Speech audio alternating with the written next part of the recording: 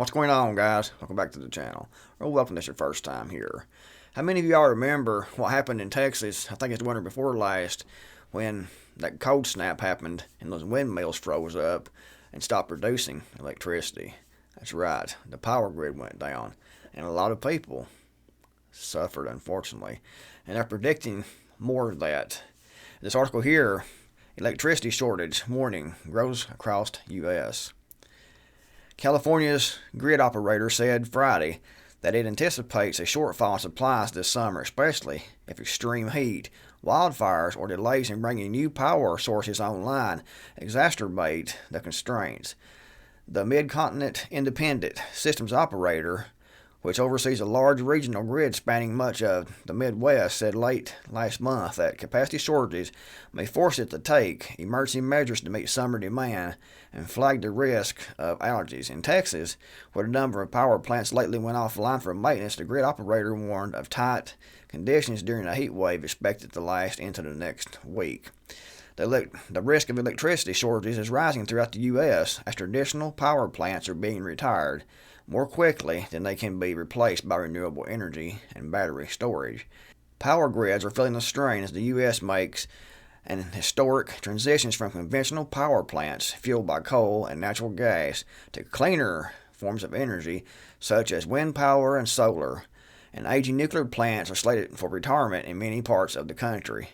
The challenge is that wind and solar farms, which are among the cheapest forms of power generation, don't produce electricity at all times and need large batteries to store their output for later use. While large amounts of battery storage is under development, regional grid operators have lately warned that the pace may not be fast enough to offset the closures of traditional power plants can work around the clock.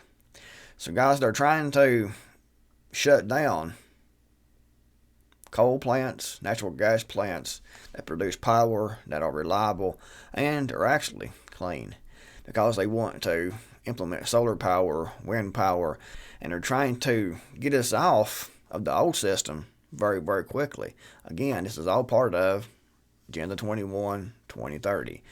It's all about control, and they want to change everything over to, like I said, wind power, solar power, batteries. They want to get rid of gasoline-powered automobiles, wood-burning stoves, coal stoves. It just keeps on rolling, guys. And it's all about this green climate agenda and carbon tax and control. There's lots of different facets that make up this whole agenda, but it's mainly about them gaining power, wealth, and gaining more resources while you get less and less. And they don't really care, if we have power outages or not. They don't care if people are in Arizona in the middle of summer, it's 110 degrees and the power goes out. And most likely it will, because they're kind of predicting it here.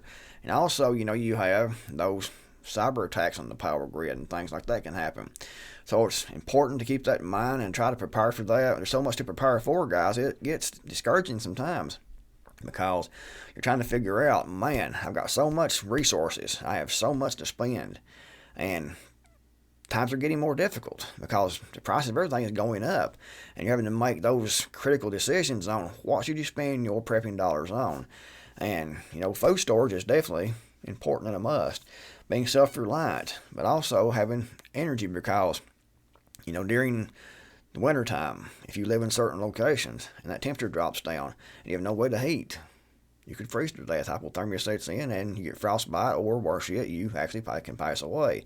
Middle of summer, heat stroke. So having a backup power source and trying to figure out, how you're going to keep warm in the winter, how you're going to keep cool in the summer. It's difficult. It really is. And, if you have like an underground house, for example, that is great, because those can remain a certain temperature most all year round. I know one place right now I saw it for sale around here that I was kind of interested in, but then I looked at the property, and it was 5 acres of property, but it was about maybe 125 foot wide, and then it was long. So you had a neighbor right here, and the house is right here I was looking at.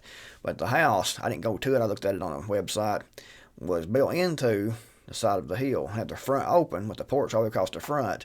And I was thinking that would be great if, it's not too far from where I'm at now. And I was thinking I might go look at that, and if it looked good, then I might consider trying to buy that and move there and sell this place. But, I got to look into the way the property is laid out, and I decided not to go that route. Plus, it's too late right now to start moving anyway.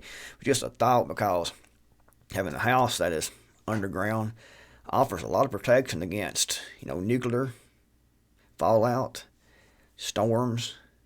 It's energy efficient, has a lot of advantages, guys. So if you have a house that's underground, or at least mostly underground, my basement here isn't really underground. I have one side over there that is, the wall is covered by ground on the other side, and then the other side over here is halfway covered, and then this other side over here, and around me isn't. So it's not really a basement, it's more like a 2-story house here where I am. So I was looking into that and thinking, man, that would be pretty cool to have an underground home out there. Plus, I had the main house and had another house that could be used as a rental or for my mom or something to live in, or for someone else to come and live in.